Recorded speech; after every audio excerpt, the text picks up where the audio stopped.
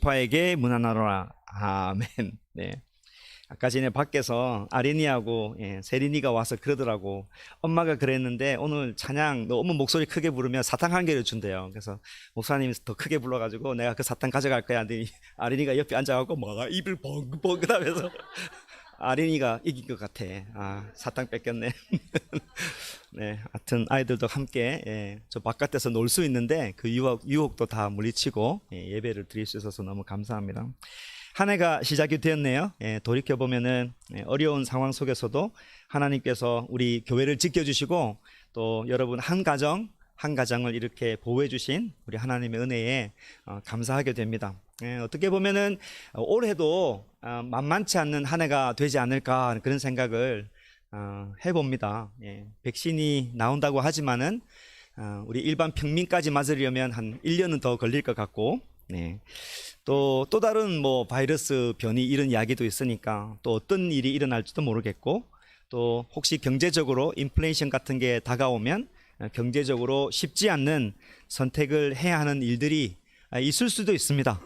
그럼에도 불구하고 우리가 3일 동안 새벽을 깨운 것처럼 시편 20편의 말씀처럼 우리가 하나님 앞에서 우리의 신앙의 중심을 잘 지키면 야곱의 하나님께서 언약의 백성인 우리를 지키시고 버리지 아니하시고 반드시 선한 길로 인도하실 줄을 믿습니다. 올 한 해 그래서 더욱더 전능하신 하나님을 진실로 믿으시고 예배에 최선을 다하시는 여러분이 되시기를 축복합니다. 아멘. 우리 교회는 잘 아시겠지만 해마다 처음이 되면 건강감사 거룩 감동에 대한 이야기를 살짝 하면서 올해는 어떤 목표로 나가느냐 이걸 이야기를 합니다. 우리에게 있는 표어가 건강감사 거룩 감동의 삶을 사는 예수님의 제자가 되자 였죠. 입니다. 신앙의 구호이기도 하고 우리 신앙을 점검해보고 또 우리의 사역도 점검해볼 수 있는 마일스톤 같은 것입니다. 개척 첫 해는 교회가 교회되는지도 몰랐습니다. 그냥 이제 모여서 예배를 시작을 했는데 교회 이름도 없었고 그러다 보니까 한두 분 오셔서 이제 집사님 기도하세요. 기도하다 보니까 하나님 우리 교회를 보살펴 주시고 우리 교회 이름이 없는데 이렇게 된 거예요. 그래서 교회 이름을 또 기도한 가운데 정하면서 그 한 해 동안에 우리 성도들과 앞으로 우리가 어떤 삶을 살면 좋을까 그런 좀 신학적인 고민, 철학적인 고민, 또 아주 굉장히 실천적인 고민을 하면서 나온 게 건강, 감사, 거룩, 감동의 삶을 사는 것 이렇게 정해놓고 계속 이야기를 하고 있습니다. 처음에는 우리 아내도 영어로 이야기하면 What are you talking about? 이죠. 도대체 무슨 소리를 하냐고. 그래서 계속 이야기를 하고 몇 번 이야기를 하다 보니까 이제 기도 가운데서도 건강, 감사, 거룩, 감동에 대한 이야기가 자기도 모르게 이렇게 세뇌가 되어서 이렇게 나오더라고요. 기도하기도 되게 좋습니다. 하나님 나의 영육간의 건강을 위해서 기도할 수 있고 내 삶이 감사가 될 수 있도록 기도할 수도 있고 죄와 싸워서 이겨나가는 거룩한 삶이 될 수 있도록 우리가 점검할 수 있고 그리고 감동을 줄 수 있는 그런 신앙을 위해서 기도할 수 있도록 이런 기도의 모습도 이 영역을 통해서 잘 할 수가 있습니다. 또 기뻤던 것은 우리 봉국 형제님이 오늘 아마 멀리 가 계시는 것 같은데 오시지는 않았는데 그 뒷뜰에 가보면 건강, 감사, 거룩, 감동이 너무 좋다고 아트로 이렇게 작품을 만들어서 걸어놨더라고요. 그래서 어쨌든 각자의 모양대로 이렇게 스며들고 녹아나고 있구나. 그래서 제 마음이 흐뭇했습니다. 제 마음에 소원하기로는 우리 친구들도 있지만 이 건강, 감사, 거룩, 감동의 이 마음을 좀 잘 깨달아서 여러분의 기도에 녹아나고 또 여러분의 삶이 되고 우리 교회의 사역이 되는 것입니다. 실제로 이렇게 한 해가 시작이 되면 우리가 어떤 계획을 세우잖아요. 계획을 세울 때도 이 건강, 감사, 거룩, 감동 계속 되풀이하죠. 건강, 감사, 거룩, 감동의 이 영역은 우리가 한 해를 설계할 때도 되게 좋은 툴을 제공합니다. 어떻게 하면 영육간에 건강할 수 있을까? 그 카테고리 안에서 내가 할 수 있는 일을 찾아볼 수 있습니다. 주일 예배를 내가 늦지 않고 미리 준비해서 예배를 드려보겠다. 미리 말씀을 읽고 내가 준비해 보겠다. 그냥 설교를 듣고 있는데 설교 노트를 한번 해보겠다. 큐티를 하겠다, 여러분의 새벽 재단을 쌓아보겠다, 이런 영육간이니까 또 규칙적인 운동도 해보겠다, 이런 건강의 카테고리에서 여러분이 1년의 계획을 세울 수도 있겠습니다. 어떻게 하면 올해 감사의 삶을 살 수 있을까? 감사의 노트를 써보자. 하루에 3개씩 써보는 것도 좋은데 너무 부담이 되면 감사의 노트를 조그만한 걸 만들어서 주일 예배 때마다 와서 내가 이번 주간에 감사했던 것을 써보자. 그렇게 구체적으로 어떻게 감사할지, 내가 누구에게 감사의 표현을 할지를 좀 정해보면서 우리가 감사의 영역에서 한 해를 설계해 볼 수 있을 것 같아요. 또 거룩의 영역에서 보면 우리가 죄와 싸워서 어떻게 우리가 이겨나갈 수 있을까라고 한번 설계를 해보면 우리 가운데 잘 안 되는 부분, 게으른 거, 또 습관들, 하나님 앞에 고쳐야 될 것들을 한번 내가 쭉 살펴보고 나의 약점을 노트로 적어서 존 오웬처럼 내 안에 있는 영적인 씨름을 그냥 하루에 무슨 일이 있었고 이런 일기 말고 영적인 일기를 써보는 것도 거룩한 삶을 한 해 이끌어가는데 아주 유익하고, 여러분 가운데 그 성령의 9가지 열매 중에서 나에게 부족한 것이 무엇인가, 올해는 내가 어디에 더 집중할 것인가, 한번 체크하셔서 이렇게 좀 포커스를 해서 계획을 하시면 좋을 것 같아요. 그러면 감동의 삶은 어떤 것일까요? 감동의 삶은 그 정의를 좀 잘 알 필요가 있습니다. 많이 들어서 아시겠지만 감동의 삶은 우리의 건강과 감사와 거룩이 다른 사람에게 섬김으로 전달되어서 다른 사람, 이웃을 감동시키는 삶입니다. 그 영역에서 생각을 해보면 하나님 올해에 내가 감동시킬 사람을 보내주세요. 발견하게 해주세요. 내가 올해는 남편을 감동시키게 해주세요. 올해는 아내를 감동시키게 해주세요. 목사님 절대 그런 일이 없습니다. 이러지 마시고 어떻게 하면 그렇게 할 수 있을까?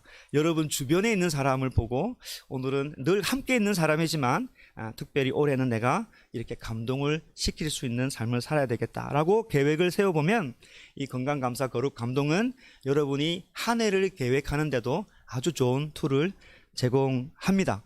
그렇게 여러분이 세팅이 되면 매주 예배 때 와서 그것을 써놓은 것을 보면서 예배 때 점검하고 예배 때 그걸 위해서 기도하고 이렇게 하나씩 눈에 보이게 징검다리 이렇게 가듯이 가다 보면 여러분이 영적으로 성장할 수 있을 것이라 봅니다. 올해는 아내 보고 그런 이야기를 했어요. 1주년이라는 말은 1년이 지나서 1주년인지 첫 해가 1주년인지는 잘 모르겠지만 올해가 저희 교회가 보니까 이제 5살 되는, 그러면 5주년이어야 돼요? 4주년이에요? 4주년이죠. 예. 아주 간단한 건데 아침에 멘붕이 서로 와가지고 5살이 되는 때인데 따지고 보면 4년이 지났기 때문에 4주년. 알고 보면 오늘 일반 교회에서 하는 거면 4주년 창립 4주년 기념 예배를 떡도 사놓고 뭐 촛불도 켜놓고 해야 되는 그런 일입니다.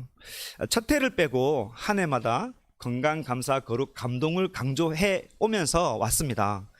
아실지 모르겠지만 작년 한 해는 거룩의 삶에 대해서 저도 제 나름대로 그 카테고리에서 씨름을 많이 하고 성도들도 그런 삶에 좀 포커스를 했으면 좋겠다라고 했습니다. 올해는 건강, 감사, 거룩, 감동에서 감동의 해입니다. 그래서 감동이 있는 공동체가 되었으면 좋겠고 교회의 사역도 조금 이웃을 돌아보고 좀 섬길 수 있는 교회가 됐으면 좋겠다는 소망을 해봅니다. 그래서 굳이 표를 꼭 만들자면 복음에 감격하고 복음으로 감동시키자. 멋있지 않니? 그렇지. 말은 안 하지만 들려. 냉 이렇게 복음에 감격하고 복음으로 감동시키자.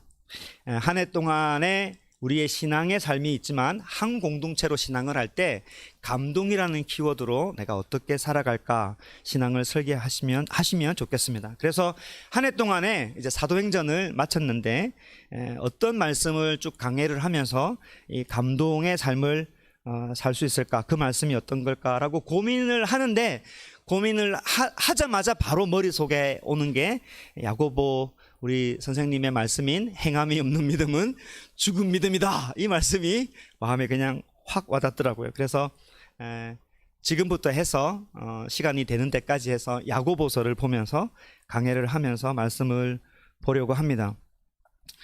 행함이 없는 믿음은 죽은 믿음이라고 합니다. 믿음이 있다 할지라도 행함이 없으면 죽은 믿음이다, 이렇게 이야기합니다. 구원은 행함으로 받을까요? 믿음으로 받을까요? 믿음으로 받습니다. 이 마스크가 빨리 벗어지는 날이 와야지. 예은이가 나를 딱 반짝반짝하게 쳐다보는데 입이 안 보이니까 알 수가 없네. 네, 우리의 구원은 믿음으로 말미암아 구원받는 게 확실합니다. 그런데 야고보 선생님이 하시는 말씀, 이 말씀의 뜻은 행함으로 구원받는다 이런 뜻이 아니라 입으로 아무리 주여 주여 그렇게 외치고 나는 구원받았다, 나는 예수님이 좋다, 아무리 그렇게 이야기를 해도 행함이 없으면 그 믿음은 죽은 것이나 마찬가지다라고 아주 단호하게 이야기하는 것입니다. 그러니까 불을 피웠는데 어떻게 연기가 안 나겠습니까? 야고보 선생님의 이야기는 성령님이 내 안에서 불타는데 어떻게 행함으로 드러나지 않을 수가 없느냐는 것이죠. 한 입으로는 예수님 믿으면서 한 입으로는 세상의 유흥을 즐길 수 있다는 게 그게 말이 되냐는 것입니다. 그래서 행함이 우리 믿음을 드러내는 것이라고 강하게 이야기를 합니다.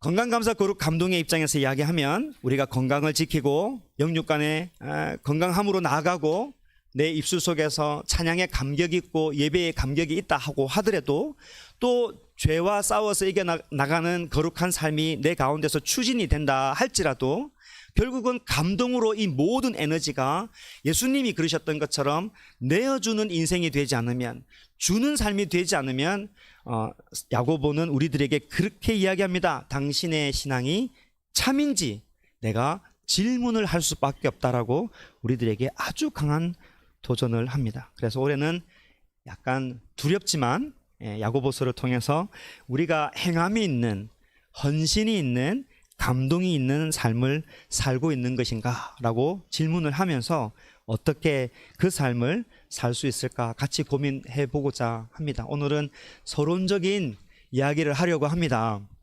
잘 따라오시고요. 야고보서는 누가 쓴 책일까요? 그렇죠.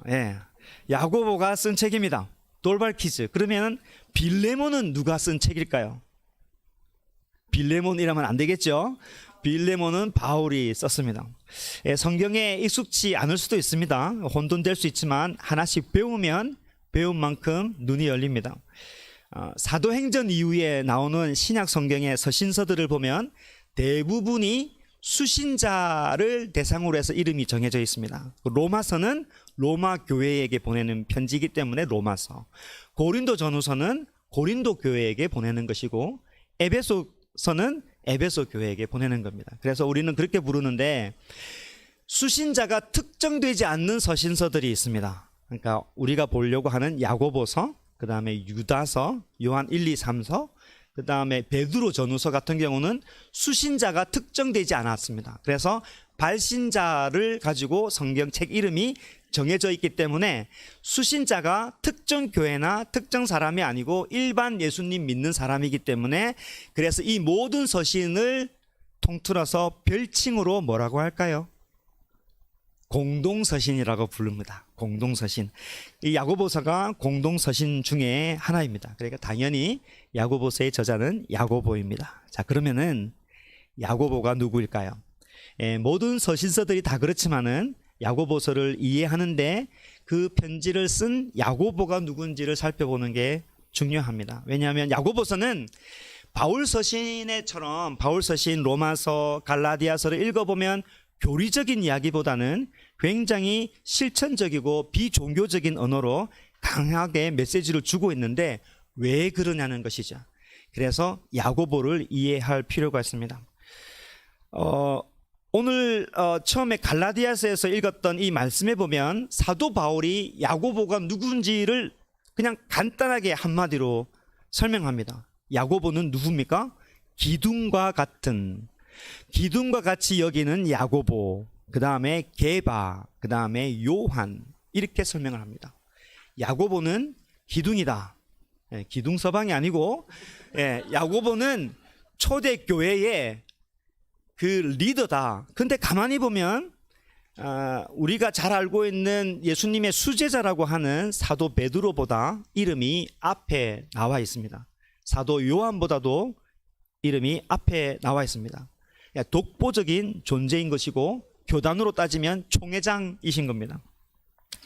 얼마나 큰 기둥이고 얼마나 막강한 영향력을 가졌는지는 여러분이 사도행전을 잘 따라왔으면 알 겁니다. 여러분, 여기서 게바와 같이 있다고 해서 여기 나와 있는 야고보가 세베대의 아들인, 왜냐하면 신약 성경에 야고보가 많이 나옵니다. 그래서 조금 혼돈이 있을 수 있어요. 사도 야고보는 세베대의 아들인데 사도행전을 보면 헤롯 아그리파 1세에 의해서 목이 댕강 순교를 당하니까 그분은 아닙니다. 또 다른 야고보는 알페오의 아들 야고보가 있는데 그 야고보도 아닙니다. 여기서 말하고 있는 야고보는 예수님의 동생인 야고보입니다. 야고보서의 저자입니다. 우리의 질문은 어떻게 예수님의 동생인, 예수님의 형제인 이 야고보가 예수님의 수제자인 베드로를 제친 건 아니지만 그 모든 사람보다 더 능가하는 대표가 될 수 있었느냐 하는 것입니다. 야고보의 이 큰 역할은 사도행전 15장을 읽어보면 금방 압니다. 이 야고보가 어떤 존재인지. 여러분, 사도행전 같이 보실 때 사도 바울이 전도 여행을 하면서 이방인들이 예수님께 돌아오는 것을 보고 유대인 그리스도인과 헬라 그리스도인의 갈등이 생겨서 유대인 그리스도는 헬라파 유대인이 예수님을 믿어도 할례를 하고 모세 율법을 지켜야 된다는 신학적인 논쟁이 엄청 났습니다. 그래서 이 문제를 해결하기 위해서 예루살렘에 그때 교회 리더들이 다 모였고 형제들이 다 모여서 밤새도록 이 문제에 대해서 엄청난 토론을 합니다. 그 토론의 마지막에 만장일치로 말에 힘을 가졌던 분이 야고보입니다. 야고보가 사도행전 15장 13절에 보면 이런 말씀을 합니다. 형제들아, 내 말을 들어라. 이렇게 하시면서 우리가 이렇게 요약을 하고 편지를 써서 보내자 한마디를 하니까 모든 사람이 다 거기에 어떻게 한다? 동의를 했습니다. 야고보의 말에 힘이 있었습니다. 그뿐만 아니라 얼마 전에 보았던 사도행전의 본문에도 보면 사람들이 바울을 향하여서 예루살렘에 가지 마십시오라고 했는데 기어코 사도 바울이 예루살렘에 갔습니다. 예루살렘에 도착했을 때 제일 먼저 바울을 품고 안았던 마중 나왔던 사람이 야고보입니다. 그리고 이 예루살렘에 있었던 유대인들이 사도 바울을 이렇게 싫어하고 해악을 한다는 것을 알고 바울에게 결례를 향하면서 이렇게 했으면 좋겠다고 조언도 하고 중재하는 사람이 야고보입니다. 그러니까 초대교회의 그 중심을 잡는 교회의 핵심 리더이고 핵심 리더 중에 탑 오브 탑이 되는 분이 야고보입니다. 그런데 이렇게 보면 어떻게 해서 이 야고보는 예수님의 12제자도 아닌데 12제자와 맞먹을 만큼 베드로가 옥에 갇혔을 때도 야고보는 이미 센터에 있었고 베드로가 옥에서 나오자마자 사람들에게 빨리 내가 나온 소식을 야고보에게 알려라, 내 소식을 야고보에게 알려라 할 정도로 야고보가 이렇게 중심을 잡게 되었을까요? 예수님의 제자들은 예수님과 함께 3년 동안 눈으로 보고 귀로 듣고 손으로 만지고 함께 하면서 하나님의 나라에 대해서 직접적인 트레인도 받고 훈련도 받고 보내심도 받고 그랬는데 야고보는 그 자리에 있지 않았습니다. 어떻게 해서 이 야고보가 예수님의 형제라는 이유 하나만으로 기둥이 되었을까요? 그렇지 않다는 것이죠. 왜냐하면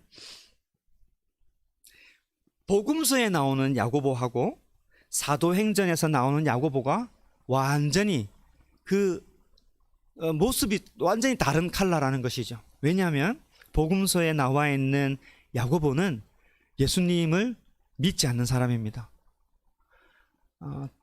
마가복음 3장 31절에 보면 아주 결정적인 힌트가 있는데 예수님께서 30년의 생을 다 하시고 이제 직접적인 공생애라고 그래요. 직접적으로 하나님 나라를 사역을 시작을 할 때 귀신을 내보내고 이렇게 막 이런 사역을 할 때 그때 이제 율법사들이 와서 어떻게 네가 귀신을 내쫓아 보낼 수 있느냐? 네가 바알세불의 힘을 입어서 네가 귀신을 쫓아내는 것이 아니냐 이러면서 그 사람들이 예수님이 미쳤다고 이야기를 했습니다. 이 미쳤다는 소식을 듣고 예수님의 집안이 나서서 자기 형제, 자기 형, 이 미쳤다는 소식을 들으니까 온 집안이 출동을 해서 예수님을 데려오려고 하는 게 마가복음 3장 31절에 나옵니다.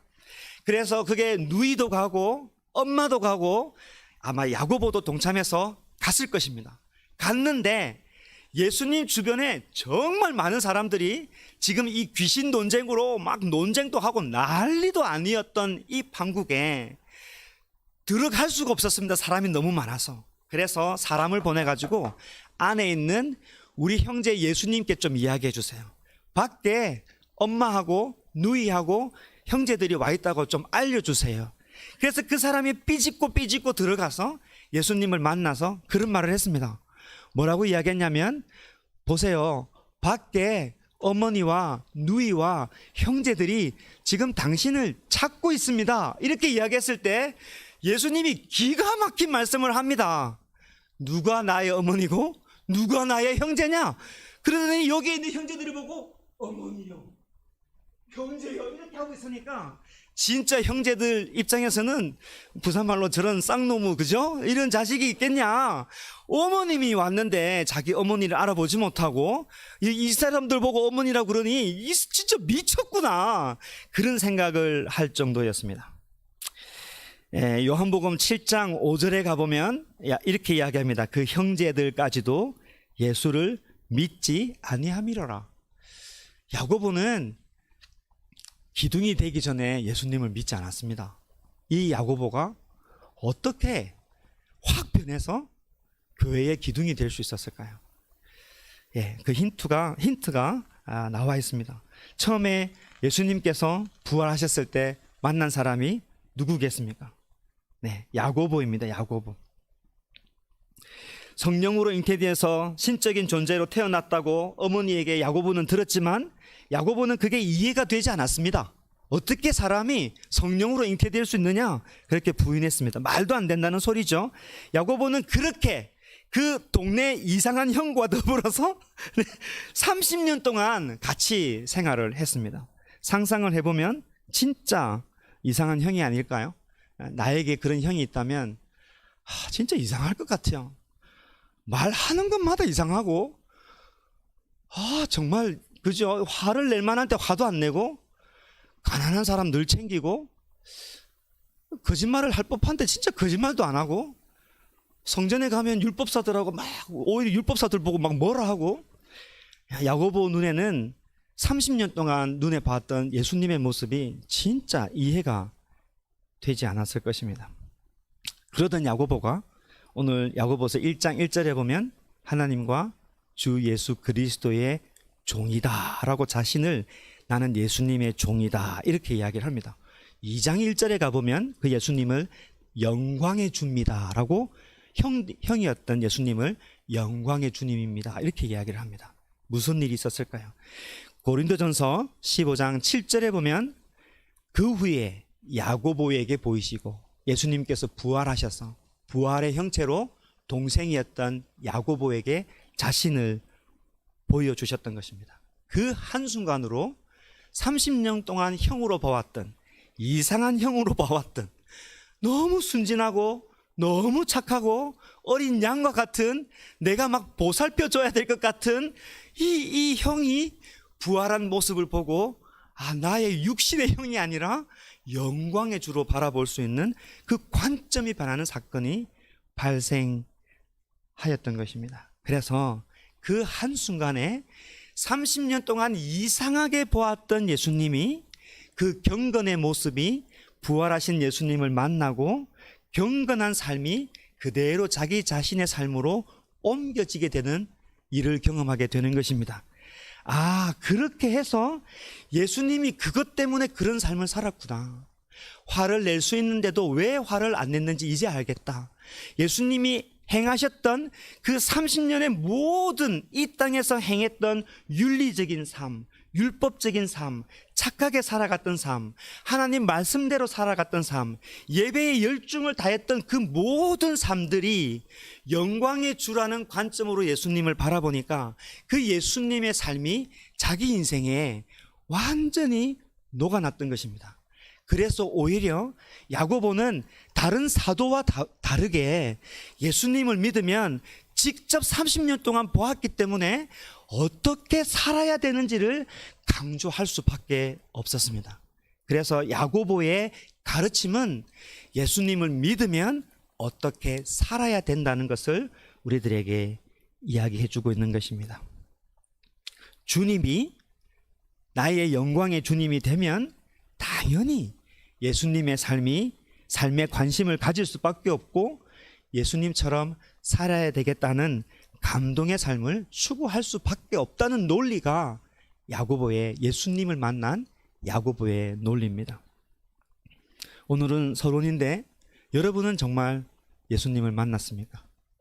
정말 예수님이 여러분에게 영광의 주입니까?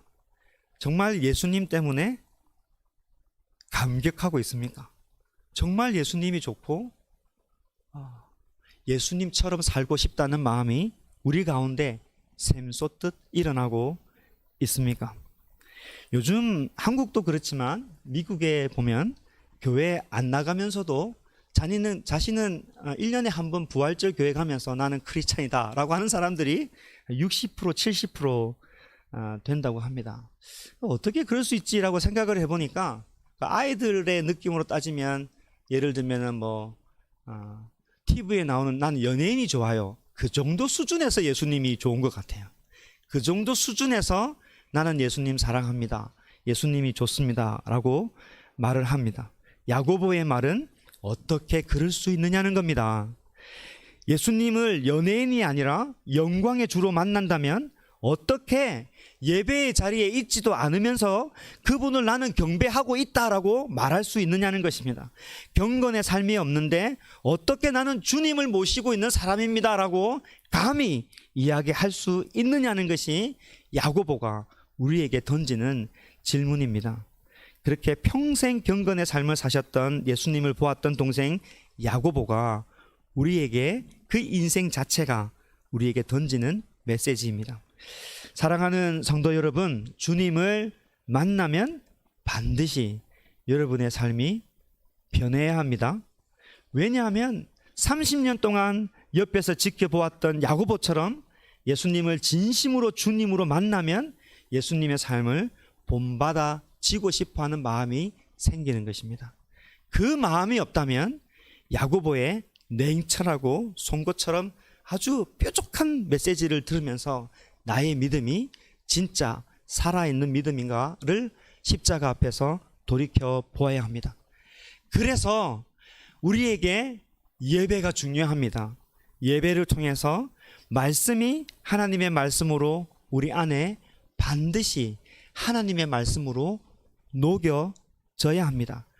그리고 그게 하나님의 말씀으로 읽어져야 합니다. 그 말씀 속에 있는 예수님의 삶이 그럴 때 여러분에게 적용이 되는 것입니다.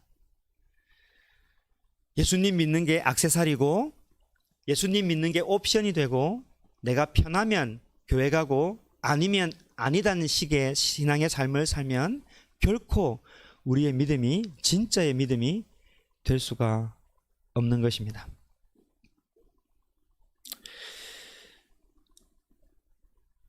여러분의 삶이 변하면 반드시 이웃이 뭐가 됩니까? 감동이 됩니다.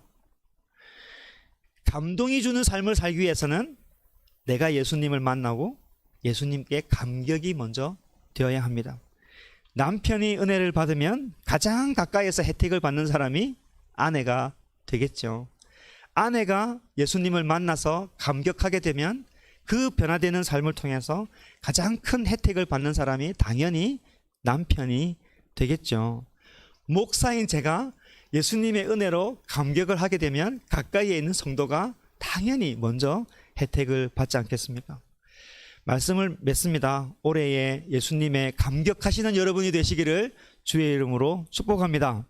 매 주일마다 예수님을 만나는 여러분이 되시기를 바랍니다. 그래서 예수님의 경건의 삶이 여러분에게 녹아나시기를 주의 이름으로 축복합니다. 아멘.